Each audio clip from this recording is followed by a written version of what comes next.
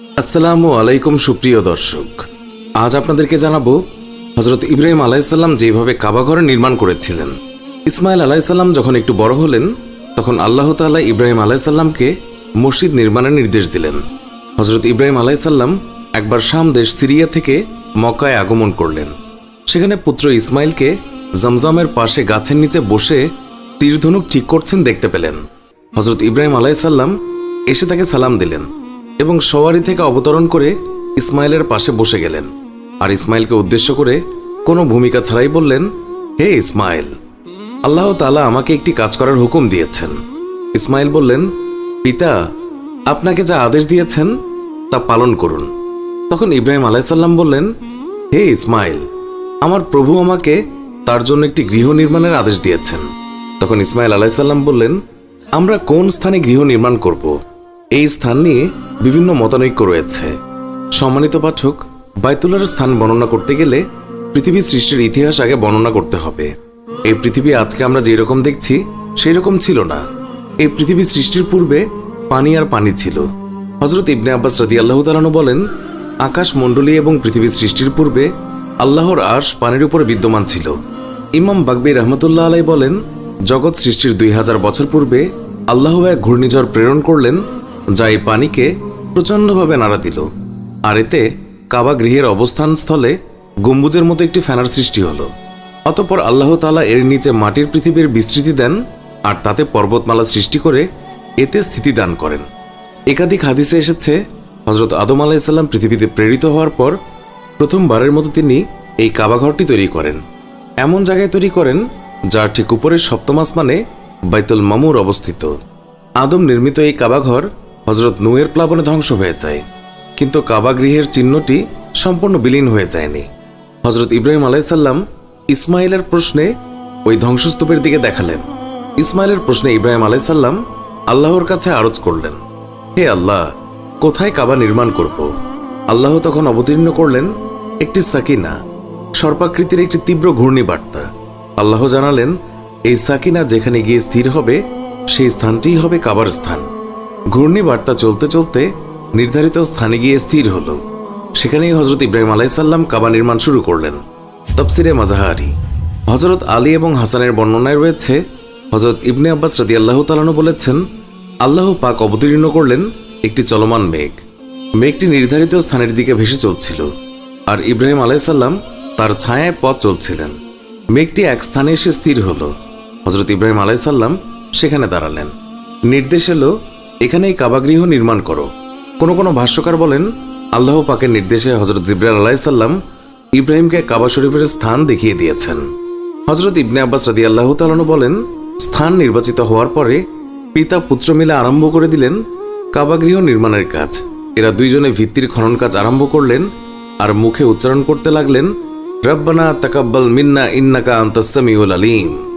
আর স্মরণ করো, ইব্রাহিম আলাইহিসসালাম এবং ইসমাইল আলাইহিসসালাম যখন এই গৃহের প্রাচীর নির্মাণ করেছিল তখন তারা দোয়া করে বলেছিল, হে আমাদের রব, আমাদের এই খেদমত কবুল করে নাও। তুমি সবকিছু শ্রবণকারী ও সবকিছু জ্ঞাত। সূরা আল বাকারা 127 নম্বর আয়াত। হযরত ইব্রাহিম আলাইহিসসালাম এবং ইসমাইল আলাইহিসসালাম দুইজনে মিলে ভিত্তির জন্য মাটি খনন করে ভিত্তির কাজ শুরু করে দিলেন। হযরত ইসমাইল আলাইহিসসালাম পাথর বয়ে আনতেন আর বৃদ্ধ হযরত ইব্রাহিম আলাইহিসসালাম নির্মাণ কাজ চালাতেন। ইব্রাহিম আলাইহিসসালাম মিস্ত্রি আর ইসমাইল আলাইহিসসালাম যোগালের ভূমিকা পালন করেছেন। হযরত আব্দুল্লাহ ইবনে আব্বাস রাদিয়াল্লাহু তাআলা আনহু বলেছেন, হযরত ইব্রাহিম আলাইহিসসালাম 5টি পাহাড় থেকে পাথর এনেছেন। পাহাড়গুলো হলো হেরা, সিনাই, সিরিয়ায় অবস্থিত লুবনান, জুদি এবং 5 নম্বর জায়তা। ভিত্তি স্থাপন হয়েছিল হেরা পর্বতের পাথর দ্বারা।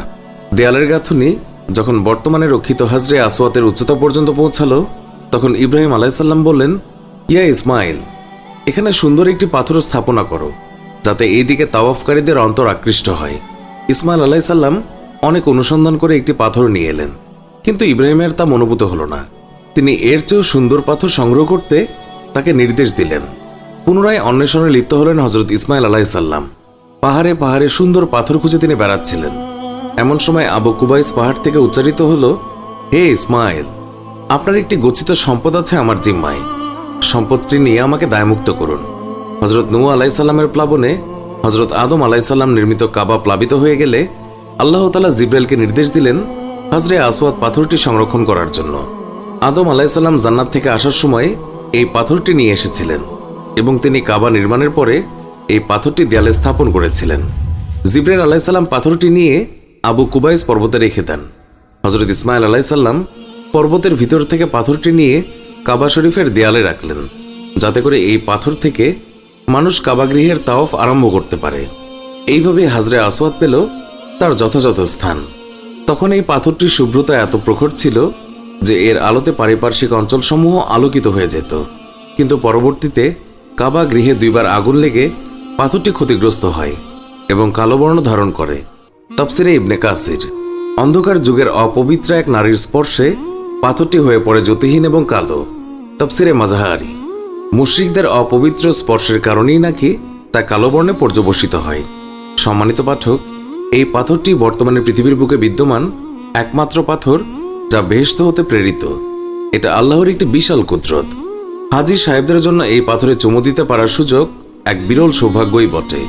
এক পর্যায়ে গৃহের দেয়াল উঁচু হয়ে গেলে, উচ্চতা কোমর পর্যন্ত হলে ইব্রাহিম আলাইসাল্লামের পক্ষে তা নাগাল পাওয়া কঠিন হয়ে পড়ল। তখন ইসমাইল আলাইসাল্লাম একটি পাথর সংগ্রহ করে নিয়ে এলেন।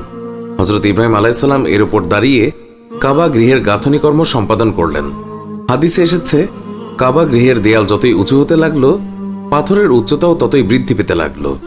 এছাড়াও পাথরটির পৃষ্ঠে ইব্রাহিম আলাইসাল্লামের 2 পায়ের স্পষ্ট ছাপও আজও বিদ্যমান, যা একটু লক্ষ্য করলেই দর্শকের কাছে দৃষ্ট হবে। কাবা গৃহের চারদিকের দেয়াল নির্মাণে এই পাথরটি ঘুরিয়ে ঘুরিয়ে ব্যবহার করতেন। তখন থেকে এই পাথরটি মাকামে ইব্রাহিম নামে পরিচিত। অবশেষে গৃহের সম্মুখে এসে নির্মাণ কাজ সমাপ্ত করলেন। তখনও পর্যন্ত কাবাঘরের কোনো ছাদ ছিল না। বিশিষ্ট ইতিহাসবিদ মোহাম্মদ ইবনে ইসহাক বর্ণনা করেছেন যে ইব্রাহিম আলাইসাল্লাম যখন কাবা গৃহের নির্মাণ কাজ সমাপ্ত করলেন, তখন জিব্রাইল আলাইসাল্লাম এসে তাকে বললেন, এবারের চারপাশে 7 চক্কর তাওয়াফ করে দিন। তখন তিনি এবং ইসমাইল আলাইসাল্লাম কাবা গৃহের চারপাশে 7 বার তাওয়াফ করলেন। প্রত্যেক তাওয়াফে 4টি কোণার প্রত্যেকটি একবার করে স্পর্শ করলেন। আল্লাহ রাব্বুল আলামিন তাদের এই তাওয়াফকে এতই পছন্দ করেছেন যে কিয়ামত পর্যন্ত জারি রাখার জন্য উম্মতে মুহাম্মাদের উপরে এই তাওয়াফকে হজের ফরজ করে দিয়েছেন। সুবহানাল্লাহ। 7 চক্কর তাওয়াফ শেষে তিনি এবং ইসমাইল আলাইসাল্লাম মাকামে ইব্রাহিমের পেছনে দাঁড়িয়ে 2 রাকাত নামাজ আদায় করলেন। আমার আল্লাহ রাব্বুল আলামিন তাদের এই নামাজকে এতই পছন্দ করেছেন যে কিয়ামত পর্যন্ত জারি রাখার জন্য উম্মতে মুহাম্মাদের উপরে এই নামাজকে হজের সুন্নাত করে দিয়েছেন। সুবহানাল্লাহ। হযরত জিবরাইল আলাইহিসসালাম তাদের সাথে দাঁড়িয়ে তাদের হজের রীতিনীতি বিস্তারিতভাবে শিখিয়ে দিলেন। এরপর জিবরাইল আলাইহিসসালাম তাদেরকে নিয়ে আরাফাতে পৌঁছালেন। তখন জিবরাইল আলাইহিসসালাম হযরত ইব্রাহিম আলাইহিসসালামকে প্রশ্ন করলেন, হাল আরাফাতা মানসিকাকা, আপনি কি হজের নিয়মকানুন জেনে নিয়েছেন? তখন হযরত ইব্রাহিম আলাইহিসসালাম উত্তর দিয়ে বললেন, আরাফাতু, হ্যাঁ আমি জানি। অতঃপর আল্লাহ তাআলা হযরত ইব্রাহিম আলাইহিসসালামকে হুকুম দিয়ে বললেন, তুমি শুধু নিজে জানলেই হবে না, তুমি জনতার উদ্দেশ্যে হজের আহ্বান জানাও। আল্লাহ বলেন, এবং লোকদেরকে হজের জন্য সাধারণ হুকুম দিয়ে দাও, যেন তারা প্রত্যেককে দূর দূরান্ত থেকে পায়ে হেঁটে এবং উটের পিঠে চড়ে আসে। সূরা আল হজ আয়াত 27। হযরত ইব্রাহিম আলাইহিসসালাম বললেন, হে আল্লাহ, আমার আওয়াজ তো বেশি দূরে পৌঁছাবে না। ইমাম মাযহারি রাহমাতুল্লাহ আলাইহি বলেছেন, ইব্রাহিম আলাইহিসসালাম হজের আহ্বান জানানোর উদ্দেশ্যে একটি পাথরের উপর দাঁড়ালেন। সেই পাথর এত উঁচুতে উঠে গিয়েছিল যে পৃথিবীর যে কোনো পর্বতের চাইতেও এর উচ্চতা বেড়ে গিয়েছিল। বর্তমানে সবচেয়ে বড় পর্বত তা হলো মাউন্ট এভারেস্ট, যার উচ্চতা হলো 8850 মিটার। সেই দিন হযরত ইব্রাহিম আলাইহিসসালামের জন্য গোটা দুনিয়ার সমস্ত জায়গা এবং জগৎবাসীকে তার নিকটবর্তী করে দেয়া হয়েছিল। তিনি সেখান থেকে বিশ্ববাসীকে উদ্দেশ্য করে এক একবার এক এক দিকে মুখ করে আহ্বান জানালেন, হে মানব গোষ্ঠী, তোমাদের উপরে প্রাচীন গৃহের উদ্দেশ্যে হজ পালনের বিধান নির্ধারিত হয়েছে। তোমরা তোমাদের প্রতিপালকের এই আহ্বানে সাড়া দাও। তখন চারদিক থেকে উত্তর এসেছিল, লব্বাইক আল্লাহুম্মা লব্বাইক, লব্বাইক লা শারীকা লাকা লব্বাইক, ইন্নাল হামদা ওয়ান নি'মাতা লাকা ওয়াল মুলক লা শারীকা লাকা লব্বাইক। হে প্রভু, আমরা আপনার দরবারে উপস্থিত। সেদিন রুহের জগৎ থেকেও যারা হযরত ইব্রাহিম আলাইহিসসালামের আহ্বানে সাড়া দিয়েছিল, তাদের ভাগ্যে হজ সম্পাদন নিশ্চিত হয়ে গিয়েছে। এখন যারা হজ করে তাদের সবারই রুহ ইব্রাহিমের আহ্বানে লাব্বাইক আল্লাহুম্মা লাব্বাইক বলে উঠেছিল আলমে আওয়ার। আমাদের রুহটাও আল্লাহ তাআলা তাদের রুহের মধ্যে কবুল করে দিন, আমিন। সুপ্রিয় দর্শক, এই ছিল আমাদের আজকের ভিডিওটি ভালো লাগলে লাইক দিন, আর নিয়মিত আমাদের ভিডিও পেতে আমাদের চ্যানেলটি সাবস্ক্রাইব করে পাশে থাকা বেল আইকনটিও প্রেস করুন। এতে করে আমাদের নতুন ভিডিও পাবলিশ হওয়া মাত্রই ওই ভিডিওর নোটিফিকেশন আপনার কাছে পৌঁছাবে। আজকের মতো বিদায় নিচ্ছি, দেখা হবে নতুন কোনো ভিডিওতে। ভালো থাকবেন, ধন্যবাদ সবাইকে।